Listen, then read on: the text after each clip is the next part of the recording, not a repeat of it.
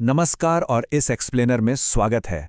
Maps देखने में अक्सर आड़ी तिरछी रेखाओं और आकारों का एक उलझा हुआ जाल लग सकते हैं, लेकिन जब तक इन्हें समझने की 3 बुनियादी चाबियां ना मिल जाएं, तब तक ही ये मुश्किल लगते हैं। आज इस विश्लेषण में इन्हीं कोर कॉन्सेप्ट्स को डीमिस्टिफाई किया जाएगा ताकि मैप रीडिंग का प्रोसेस बिल्कुल शीशे की तरह साफ हो जाए। आज का हमारा टूल किट इन 3 मेन कंपोनेंट्स पर बेस्ड है। पहला डिस्टेंस और स्केल, दूसरा डायरेक्शन ट्रिक्स और तीसरा मैप सिंबल्स। इन 3 पिलर्स की मदद से दुनिया का कोई भी मैप बड़ी आसानी से डिकोड किया जा सकता है। चलिए शुरू करते हैं। तो पहले पिलर की बात करते हैं, यानी डिस्टेंस और स्केल। अब सोचिए, दिल्ली से मुंबई की दूरी लगभग 1400 किलोमीटर से भी ज्यादा है। ये अपने आप में एक बहुत बड़ी दूरी है, लेकिन एक मैप पर इतनी बड़ी दूरी को एक छोटे से A4 पेपर पर आखिर फिट कैसे किया जाता है? यहीं पर स्केल का जादू काम आता है। मैप स्केल बिल्कुल स्मार्ट तरीके से एरिया के हिसाब से खुद को अडेप्ट कर लेता है। जैसे किसी छोटे शहर या लोकल एरिया के मैप में जमीन के 500 मीटर्स को दिखाने के लिए सिर्फ 1 सेंटीमीटर का इस्तेमाल हो सकता है। वहीं दूसरी तरफ अगर इंडिया जैसी बड़ी कंट्री का मैप देखें तो 500 किलोमीटर्स को दिखाने के लिए 2.5 सेंटीमीटर यूज किया जा सकता है।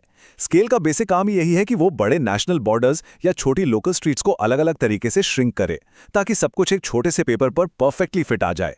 यहां पर एक बहुत ही सिंपल सा फॉर्मूला मैप रीडिंग की जान होता है। असली दूरी बराबर है मैप की दूरी multiplied by scale factor.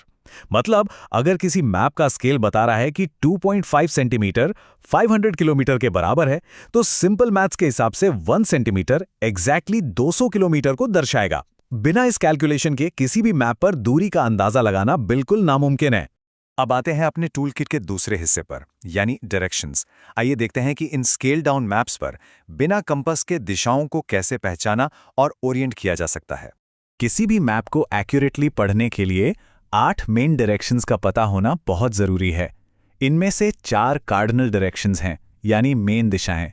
North यानी उत्तर, जो मैप पर हमेशा ऊपर की तरफ पॉइंट करता है।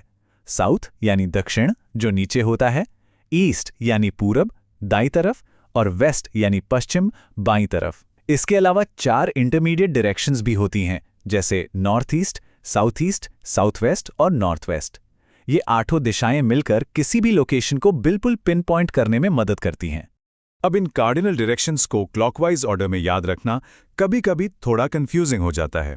इसलिए एक बहुत ही मजेदार ट्रिक काम आती है, नेवर ईट सॉगी वॉफल्स। गौर कीजिए, एन से नॉर्थ, उसके बाद क्लॉकवाइज घूमते हुए ईस्ट से ईस्ट, एस से साउथ और डब्ल्यू से वेस्ट।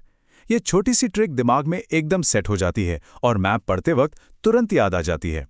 लेकिन जरूरी नहीं कि हमेशा कंपास हाथ में हो। अगर किसी के पास कंपास ना हो तो ये क्लासिक इंडियन ट्रिक बहुत काम आती है। अगर सुबह सूरज की तरफ फेस करके खड़े हों तो सामने की दिशा ईस्ट होती है। बॉडी नेचुरली बाकी डायरेक्शंस को पॉइंट आउट कर देती है। पीछे की तरफ वेस्ट होगा, दाईं तरफ साउथ और बाईं तरफ नॉर्थ होगा। एक तरह से ये नेचर का अपना इनबिल्ट कंपास है, जो हमेशा 100% एक्यूरेट होता है।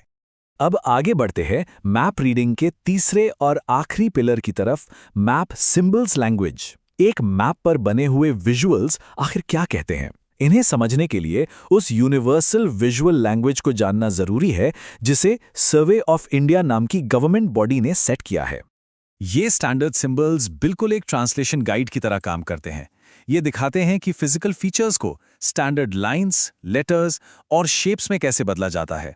उदाहरण के लिए, रेलवे के ब्रॉड गेज को सॉलिड डबल लाइन से मार्क किया जाता है और पक्की सड़कों या मेटल रोड्स को डबल सॉलिड लाइन से। नदियों को ब्लू वेवी लाइन से आसानी से पहचाना जा सकता है।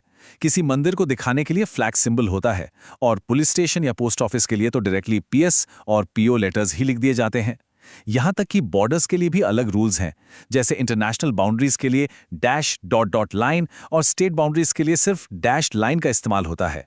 तो ये स्टैंडर्ड सिंबल्स इतने जरूरी क्यों हैं? सिंपल सी बात है, अगर इन फिक्स्ड रूल्स का इस्तेमाल ना हो तो अलग अलग स्टेट्स के बीच मैप्स को पढ़ना पूरी तरह से नामुमकिन हो जाएगा और एक भौगोलिक कंफ्यूजन मच जाएगा। स्टैंडर्डाइजेशन ये सुनिश्चित करता है कि हर मैप एक कॉमन लैंग्वेज बोले। इन्हीं फिक्स स्टैंडर्ड्स की वजह से ये पॉसिबल हो पाता है कि राजस्थान में बनाया गया मैप पंजाब में उतनी ही आसानी से समझा जा सके। अब यहां एक सच में सोचने वाली बात सामने आती है। सोचिए, अगर सर्वे ऑफ इंडिया के ये स्टैंडर्ड सिंबल्स कभी एग्जिस्ट ही नहीं करते, तो क्या हम कभी एक दूसरे के मैप्स पढ़ पाते? ये एक्सप्लेनर इस एक बहुत ही दिलचस्प विचार के साथ समाप्त होता है कि कैसे केवल एक शेयर्ड विजुअल लैंग्वेज पूरे देश को एक पेपर पर जोड़कर रखती है।